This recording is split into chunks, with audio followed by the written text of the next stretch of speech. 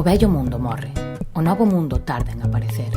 Nese interregno xorden os monstros, e xusto aí estamos nós. Benvidas a Xanela, un medio audiovisual democrático e colectivo orientado á promoción de contido social, político e cultural.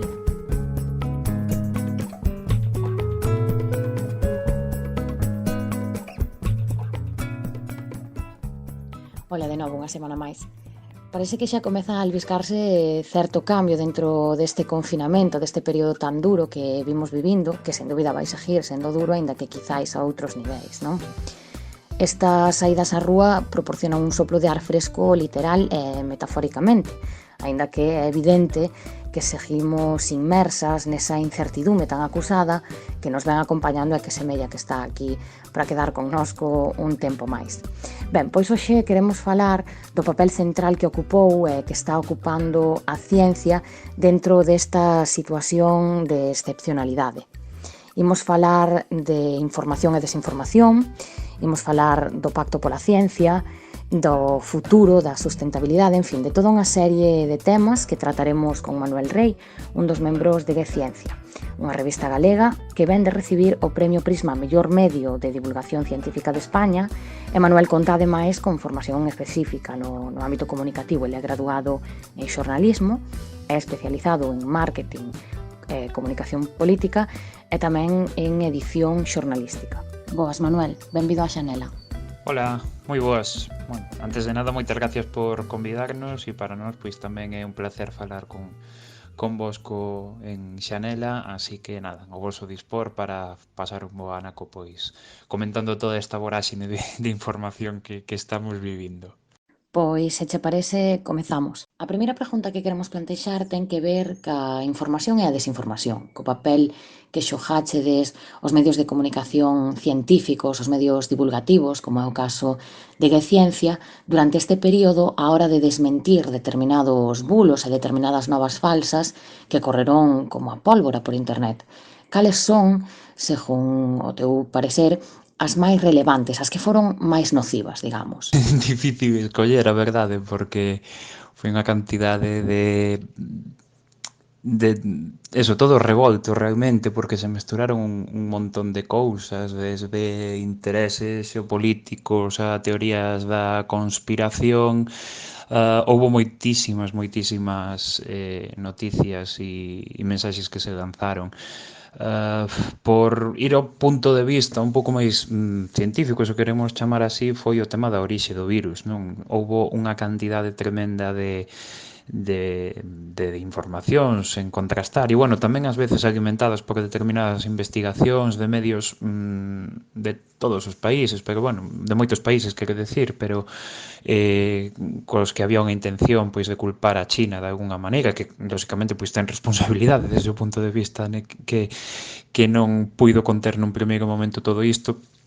Pero, bueno, o que quería ir é o tema da orixe do virus, non? Que se falaba de que procedía dun laboratorio nun marco no que, pois, hai unha cousa que se chaman zoonoses, que son enfermidades que se transmiten de animais a humanos. Ás veces pasa, é un feito, pois, meramente natural e que pasou moitísimas veces ao longo da historia.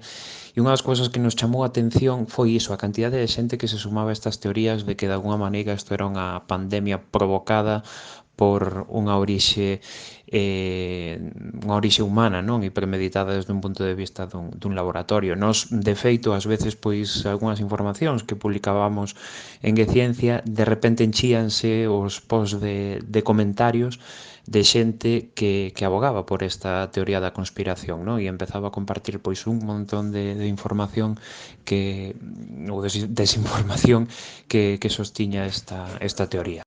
Mais alá das fake news, crees que a comunidade científica é quen de transmitir e de divulgar adecuadamente os avances que se fan neste ámbito? Quero dicir, pensas que se emprega sempre a linguaxe adecuada ou que estades suficientemente presentes nos medios de comunicación de masas? Porque estes días é evidente que sí, estamos nunha situación pois que implica constantes aparicións de figuras como Fernando Simón ou de outras personaxes do ámbito científico nos telexornais facendo explicacións pois moi didácticas, non? Pero isto non é habitual, encadrase dentro da excepcionalidade dunha crise sanitaria.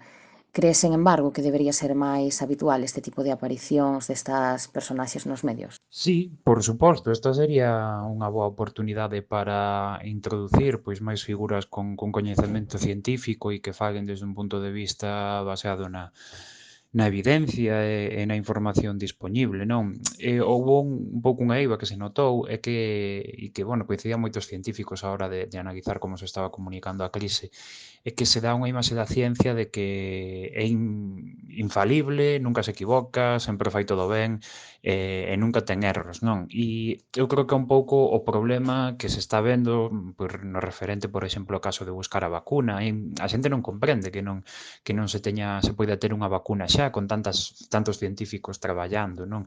Entonces eu creo que eso, non saber como funcionan ás veces os mecanismos da ciencia porque non se comunica nos medios de comunicación e non se explica o suficiente, provoca que de alguma maneira isto sexa como un paradoxo que redunda nunha desconfianza cara á ciencia, non? Parece que ven sendo así algo como unha man divina cando a ciencia é todo o contrario, é cuestión de moito traballo, de moita investigación, de moito equivocarse e non pode ofrecer solución xa. O bo da ciencia é que é un traballo de moitísimos anos, de moitísima xente durante moitísimo tempo e de aí pois se veñen estes avances. Eu creo que sí, que debería, se posible, debería quedar, non, para explicar como funciona isto e o importante que é tamén, non, que se lle preste atención. Había quen falaba, por exemplo, pois que non entendía porque seguía habendo unha sección de deportes con absolutamente toda a actividade deportiva parada en medio mundo, como se podían seguir dedicando nos informativos 10, 15 minutos aos deportes, pois que falaban de que os deportistas e as deportistas estaban simplemente pois na súa casa pasando a cuarentena como o resto da poboación e que non houbera pois, sei, 10, 15 minutos para explicar pois como funciona un virus, que é unha zoonose ou estas cousas, non? Máis alá do estrictamente científico, gustaríamonos plantexarte tamén algunhas cuestións como profesional da comunicación que és. Entón, por un lado, ao inicio da emerxencia sanitaria, establecíase que as xornalistas dos 79 medios escollidos tiñan que enviar as súas preguntas para ser seleccionadas previamente ás roldas de prensa do goberno. E pola súa parte, estas profesionais pedían que se puidesen formular preguntas en directo. Entón, como valoras ti este tipo de exixencias no seu contexto? É dicir, crees que este tipo de restriccións á prensa teñen un sentido no seu contexto ou coartan dalgún xeito a liberdade dos medios á hora de plantexar cuestións? E logo, por outro bando, no que ten que ver coas críticas que sufriu o goberno e tamén cos discursos alarmistas ou mesmo discursos do odio que se fan eco nalgúns medios, pois en vistas a isto, crees que hai unha actuación consciente dos medios de comunicación nunha situación como a esta, de crise sen precedentes? Pensas que os medios están a ser responsables, que se favorece a credibilidade e o compromiso? Bueno, pois son dúas moi boas preguntas que están relacionadas entre sí, non? Como xa contabas. En primeiro lugar, o tema dese filtro, non? Que se está aplicando e que, de alguma maneira, pois como é lóxico, coarta determinadas liberdades que antes sí que tiñan os medios de comunicación, ven un pouco vinculado tamén ao feito de como está cambiando todo, non? As medidas de seguridade, non? Contra o virus. Ao facer rodas de prensa telemáticas, pois parece que se abre un pouco o escenario a facer ese filtro previo, non? De preguntas. Bueno, eu entendo que é lóxico que hai unha petición de información enorme por un montón de medios de comunicación e que hai que organizar de alguna maneira como se transmiten todas estas consultas pois aos portavoces, non? Que o goberno coloca en cada momento nestas comparecencias. Sí que é certo que, bueno, houbo queixas totalmente xustificadas dos medios de comunicación, sobre todo no principio da crise, que sí que había, pois, detectaba como un filtro bastante importante en preguntas que poderían ser incómodas, non? E tampouco axuda os distintos gobernos, quero dicir, polo que temos máis cerca, tanto o goberno español como o goberno galego, pois determinadas teimas de non ofrecer información que piden os medios de comunicación, non? En diferentes aspectos, pero hai cifras, hai datos, hai detalles, pois que ningún dos gobernos, cada un con uns detalles concretos, pois se nega a facilitar. Eu creo que que todo se podería solucionar no respectivo a esta primeira pregunta pois cun criterio claro, público e argumentado de como se está coordinando e como se están seleccionando estas cuestións, non? E, bueno, pois relacionado co segundo punto que comentas, e ten relación tamén, pero lógicamente non ten ningún tipo de xustificación por parte dos gobernos actuar así respecto a isto, é que hai moitos medios de comunicación pois que están aproveitando esta crise para propagar ou canto menos respaldar informacións incompletas ou falsas sobre determinadas medidas que está tomando o goberno e non hai responsabilidade, quero dicir, pero en todos os ámbitos, está pasando tanto co goberno central que está recibindo pois ataques ás veces exacerbados, non? E cargados pois de inexactitudes e, como decías un pouco, pois tamén de odio desde determinados sectores e tamén, pois, por outra parte, determinadas mensaxes que se lanzan tamén desde os partidos do goberno cara a actitudes doutros partidos políticos, pois que tamén ás veces van cargadas de inexactitudes, non? Falando un pouco do que me decías, non? Dos medios de comunicación, sí que é certo que eso, hai medios pois que están sendo bastante bastante irresponsables e están mesturando política con ciencia e argumentando de alguna maneira os seus o seu descrédito cara ao goberno con estas actitudes, non? Pasou, por exemplo, coas medidas de precaución nas que prácticamente todos os países fallaron e non viron vir o problema e por eso nos atopamos agora mesmo como estamos. Bueno, pois hai unha cousa que falábamos un pouco antes tamén en relación co tema da ciencia, que a ciencia non pode ter criterios únicos inamovibles durante todo o tempo e a propia ciencia foi cambiando e vendo como se comportaba este virus e vendo como se transmitía a gravidade que tiña e a capacidade que tiña de contagio a outras persoas, pois houbo que ir cambiando a propia recomendación que lle facía a poboación e isto ás veces non se entendiu desde determinados sectores e non se entende, pois, por exemplo, que as medidas previstas de seguridade que había a mediados de febreiro mudaron ante as circunstancias e ante a propia realidade que nos viña encima a principios de marzo ou mesmo a mediados de marzo, non? Co estado de alarma. Entonces, quero dicir que hai moitísimos medios que están facendo un gran traballo e un traballo moi riguroso e moi fiable, pero bueno, como en todo, ninguén está libre bueno, pois ter os seus sesgos os seus condicionantes e bueno, pois sí que hai medios de comunicación lóxicamente pois que están sendo irresponsables, como políticos que están sendo irresponsables e cidadáns que están sendo irresponsables, non? Pero bueno, creo que eso, hai que ter canto menos un apego mínimo cara ao rigor. Respecto ao consumo de información durante o confinamento, este veuse moi incrementado e, aínda así, algúns medios anunciaron recortes de plantilla, merma de salarios, problemas para imprimir, para distribuir. Entón, no voso caso, no caso de Geciencia, víchedesvos afectados de algún xeito, aínda tratándovos dun medio online? Sufríchedes algún aumento ou diminución da produción de contidos? Pois sí, lóxicamente, pois toda esta crise colleunos con moitísimo máis traballo, non? Ao final, pois o que falábamos un pouco antes, a ciencia está interesando máis, a xente require información, require saber un pouco, pois, que é o que está pasando e como está acontecendo todo, entonces isto repercute en que hai que aumentar a carga de traballo. En canto a nivel de recursos, pois seguimos no mesmo, seguimos os mesmos redactores que estábamos antes da crise, por sorte, pois niso non tuvemos ningunha merma como pasou pois noutros medios de comunicación que están recurrindo a ERTEs e a unha precarización nas condicións dos traballadores.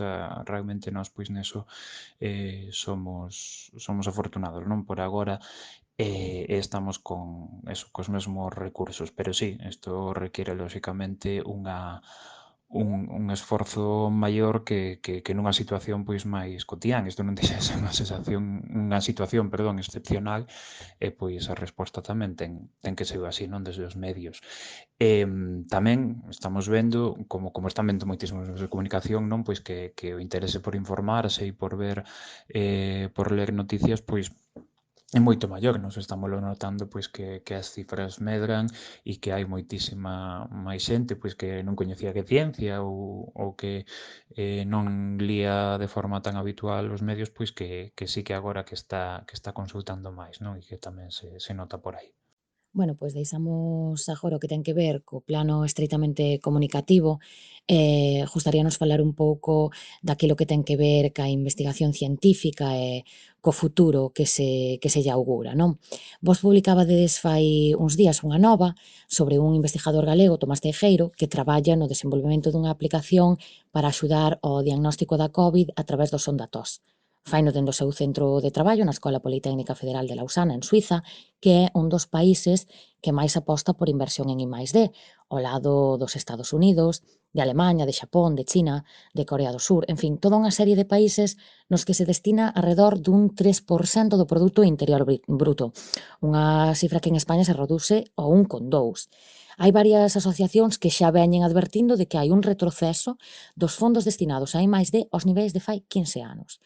Iso explica, entre outras cousas, que sexan moitas as científicas que se atopan traballando fora, igual que a Tomás. Entón, a raíz disto, desta fuga de cerebros, digamos, entre outras cuestións, xorde a proposta dun pacto pola ciencia. Sabemos que se fala dun aumento do 2% no produto interior bruto, pero hai máis cousas, non? Explícanos un pouco en que consiste, cales son os obxectivos do pacto, quen o apoia dende o ámbito político e que se precisa para logralo. Pois sí, as cifras son esas as que mencionas. En España a media era esta, pero bueno, Galicia respecto a España está por debaixo na media, creo que está arredor do 1, se non chega a 1 por cento do PIB en investimento en ciencia, cando hai comunidades como Cataluña ou País Vasco, creo que Madrid tamén ten unha porcentaxe importante do PIB maior ca media española no que se inviste en investigación e desenvolvemento e innovación, pero, pois, lóxicamente é un indicador máis, non? Que seguramente pois este suxeito a interrogantes, pero, bueno, un indicador que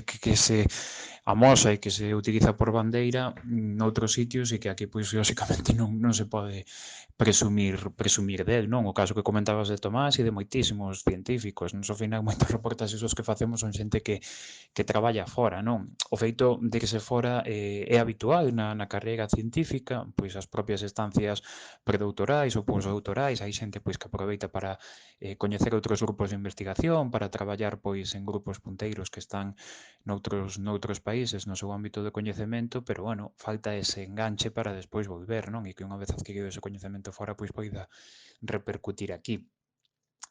Sobre o Pacto pola Ciencia que comentas, sí, bueno, pero que é un pouco como o tema da educación, non? Parece un pouco vinculado, todo o mundo pide un pacto pola educación e todo o mundo pide que a educación non sexa arma de confrontación política e de cambio de normas cada vez que un goberno entra a mandar con determinado enfoque político e ideolóxico e non se acaba de conseguir, non? Eu creo que coa ciencia pasa o mismo.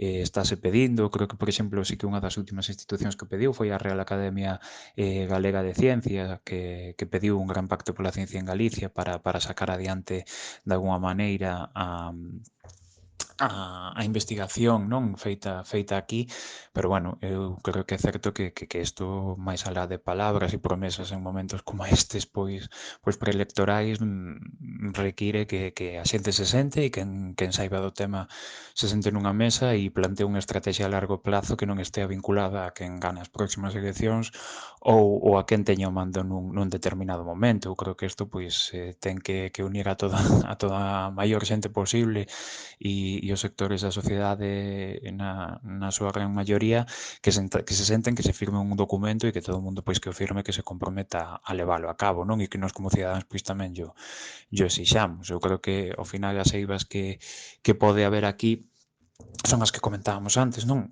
Pois fai falta un maior investimento, fai falta de que a xente que queira desarrollar a súa carreira investigadora con todas as garantías, pois as poida desenvolver aquí e que, bueno, que todo isto veña sustentado e apoiado por todos os sectores da sociedade, non? Pois que a propia iniciativa privada tamén, que ao final, pois, moitas veces se ven beneficiada da investigación que se fai nos centros públicos, pois que tamén se comprometa de alguma maneira a poñer o seu gran de area maneira é a darlle saída, non, a todos estes investigadores e a axudar a que isto vai adiante, non? Crees que é posible manter eses obxectivos de acadar unha inversión do 2% do PIB, que supón un aumento de inversión actual de 14.000 millóns de euros anuais en preto de 10.000 millóns máis? Entón, é posible ese aumento da inversión ante a situación de crise que se vaticina? Esa é a pregunta, si é posible ou si se quere ou se é viable ou si se está traballando para conseguilo, non? Ao final, quero decir, esta é a segunda gran crise pois que probablemente vamos a vivir en pouco máis de 10 anos.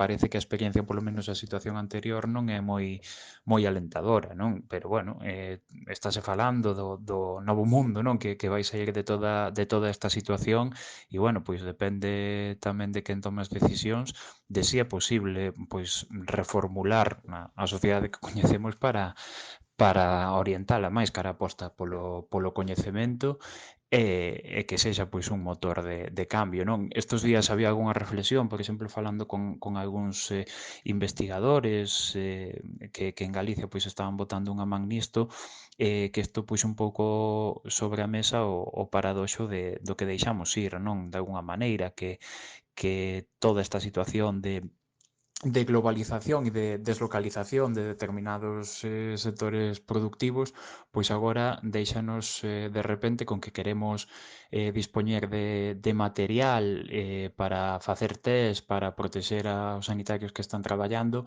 e que non temos capacidade en Galicia e en España para poñernos a producir a gran escala e isto pois é unha consecuencia de alguna maneira de todo ese músculo productivo que se foi esvaecendo aquí e que agora pois estaba noutros lados e isto tamén pois lóxicamente ten que ver coa aposta pola investigación, o que falábamos antes da iniciativa privada, non? Si se aposta porque se investigue aquí, se traslade e que haxa unha transferencia de coñecemento ao resto da sociedade, ás empresas e a outros sectores, pero que todo se faga aquí, pois de alguna maneira vai a axudarnos a responder moito máis rápido e de forma moito máis efectiva aos problemas que poidan xurdir. Eu creo que ao final é eso, poñer un piar encima de outro e ir construindo isto pouco a pouco, pero cun camiño decidido e cun plan claro. Non é simplemente decir unha palabra que todo pois xurda por arte de maxia, non? Isto requiere dun plan, como decíamos antes, un acordo de todo o mundo e que sexa algo que hai que cumplir sí ou sí. E seguramente pois non dentro dun ano nin de dous, pero que dentro de 10 ou 15 anos pois se poidan empezar a ver estos froitos. Centrándonos agora no plano da sostibilidade e do futuro, fai apenas 2 meses a OMS, xunto con UNICEF e The Lancet, facían público un informe no que se incluía por primeira vez o cambio climático como principal causa de ameaza ao futuro. Advertían de que ningún país pode garantir a saúde nin o futuro da infancia. Hai excesivas emisións de carbono, desproporcionadas no caso dos países máis ricos, prevese aumento do nivel dos océanos, oleadas de calor, ca conseguinte proliferación de enfermidades como o paludismo ou o dengue, aumento da malnutrición, en fin, advirten do empeoramento da situación xeral e especialmente tamén dos países desenvolvidos. Pensas que pode evitarse todo isto ou estamos nun punto de non retorno? Como é quen ten que actuar para frealo? E, a propósito de non facelo, poden producirse máis pandemias como a que estamos a vivir?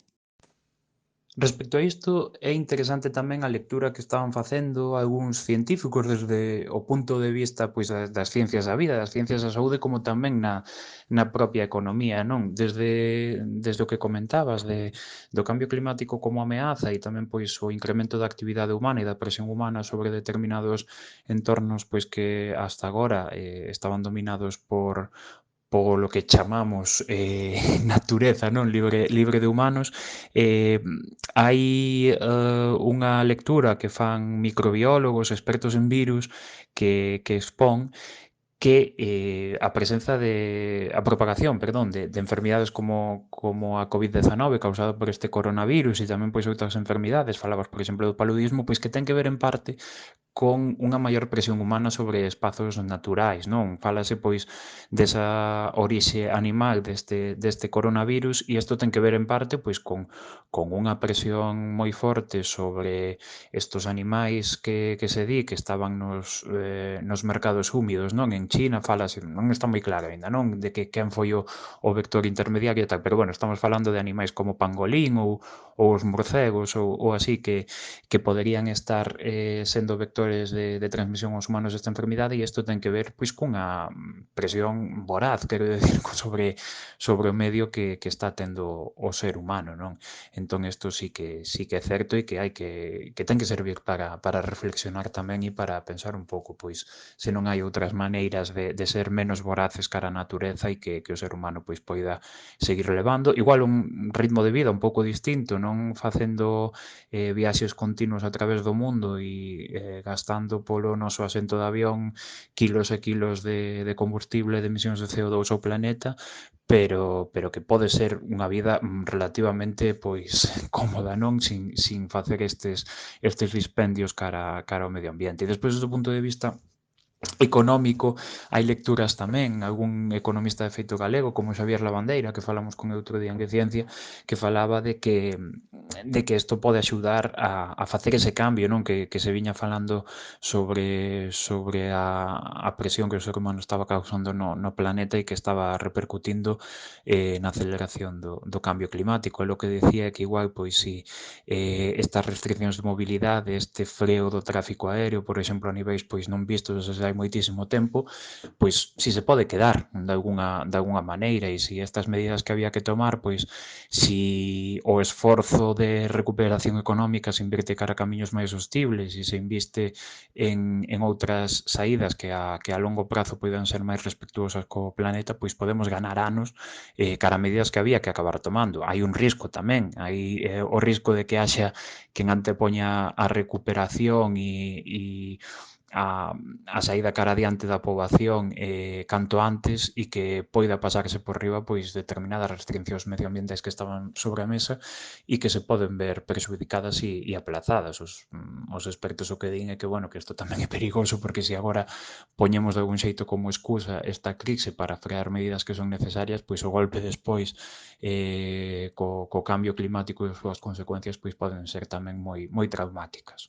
Volvendo ao plano económico, aos inicios do confinamento, o Colexio Oficial de Químicos de Galicia presaxiaba que grandes empresas, como aconteceu con Quemegal, iban experimentar unha reorientación ou un aumento da súa produción para garantir o suministro de produtos destinados á loita contra o COVID. Ao mesmo tempo, o Banco de España advertía de que en torno ao 30% das industrias tiñan que paralizar a súa actividade por mor da falta de suministros estranxeiros nas súas cadeas produtivas. Neste sentido, é evidente que en España a forza do sector hoteleiro se contrapón cun tecido industrial moi feble.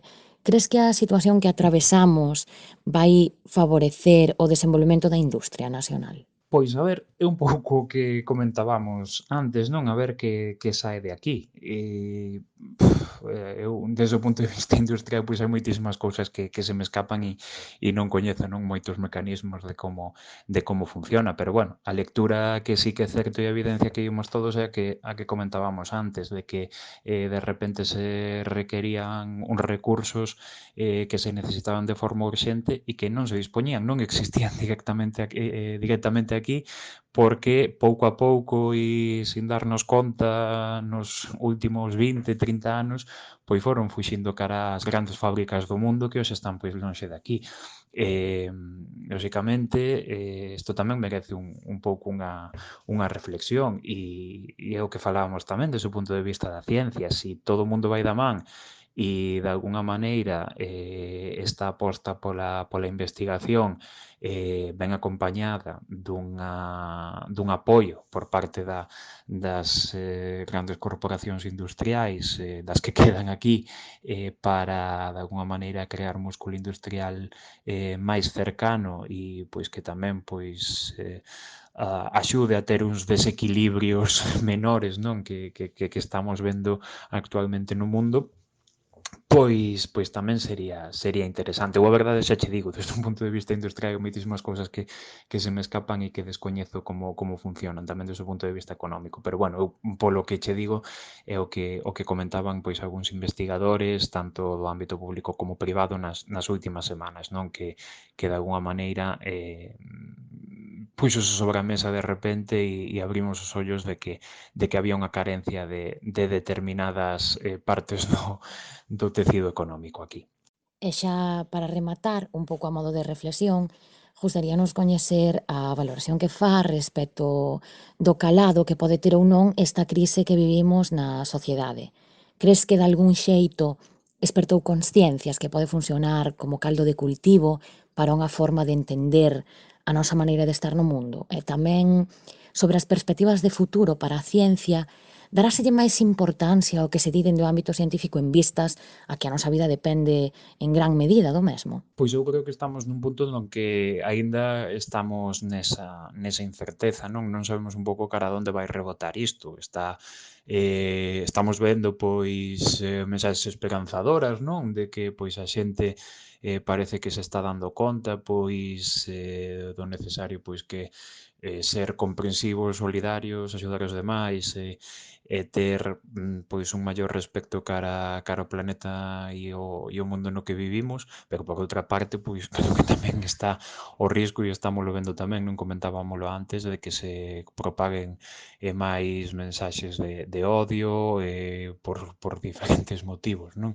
Entonces, pois eu creo que sí que hai que estar vixiantes e intentar pois todos poñer o noso grado de area para que o mundo que saia despois disto, con todo o impacto serio que vai ter, non? O primeiro, pois a xente que queda no camiño e as vítimas indirectas, non? Tamén de toda esta crise que se está vivindo, pero bueno, que eso, que ninguén de alguna maneira quede atrás e quede, como xa pasou outras veces, pois como gran perdedor de todo isto que está pasando e que haxa, pois como tamén se está vendo tamén, e xa pasou outras veces, quen saque tallada e quen gane con isto. Eso non vai xerar máis que desigualdades e problemas e moito sufrimento, non?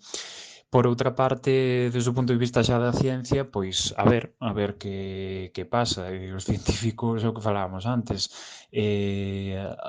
parece que agora teñen que dar solucións inmediatas e, de feito, pois parece que todo o mundo mira cara a eles, que, bueno, pois agora tedes que solucionar o problema e tal e cual, pero claro, o que falábamos antes, isto non é poñer en marcha un día todo o mecanismo e que mañán teñan solucións. Aquí hai unha falta moi importante de aposta pola ciencia e que agora non se pode pretender que o que non se apostou por hilo en 15, 20 anos, pois que agora mañá de solucións. Isto que falamos, igual é o momento de exixir canto antes medidas serias, medidas claras e efectivas e que deixe o pouso e comezar a construir iso para que pois dentro dun medio ou longo prazo pois haxa solucións efectivas, non? E que de algunha maneira, pois cando nos vexamos de novo nisto non teñamos que recurrir a solucións rápidas que non estamos na disposición de dar. Eu creo que os científicos pois sí que teñen que poñer sobre a mesa, e de feito que xa o están facendo, non? A necesidade de que se lles apoie e que non solo, como di o refrán, non? De acordarse de Santa Bárbara cando trona, senón de que hai que regar un pouquiño a leira todos os días. Bueno, Manuel, pois chegamos ao final. Despídoche non sen antes agradecerche o tempo que nos adicaches. Quero darche tamén os parabéns de parte de toda a equipa da Xanela por ese proxecto que representa de ciencia. Nada, foi un placer conversar con vos, coa verdade que, bueno, agora dándolle a cabeza, non? Un pouco sobre todo o que falamos, a verdade pois que as cuestións que planteades son moi interesantes e nada, que estos debates tamén que ofrecedes son moi necesarios. Nada, moitas gracias por contar connosco e ao voso dispor para o que necesitedes, e nada, moitas felicidades polo traballo que facedes, porque a verdade é que é moi interesante pararse a pensar nestas cousas e reflexionar, así que nada, moitísimas gracias e que, bueno, que todo vaya ben e con saúde. Graciñas. Despedímonos tamén de todas vos e agradecemosvos a vosa presencia ao outro lado, escoitándonos, tanto a aquelas persoas que puidasen chegar hoxe por primeira vez, como, sobre todo, as que se o de reincidentes xa. Tamén vos lembro que podedes colaborar con nós enviándonos artigos. Entrades na xanela.org e hai un apartado sobre a xanela que explica todo o que hai que facer para colaborar. Agardamos que esta entrevista vos resultase fructífera e esperamos volver a contar con vos como ointes para posteriores podcasts. Un saúdo.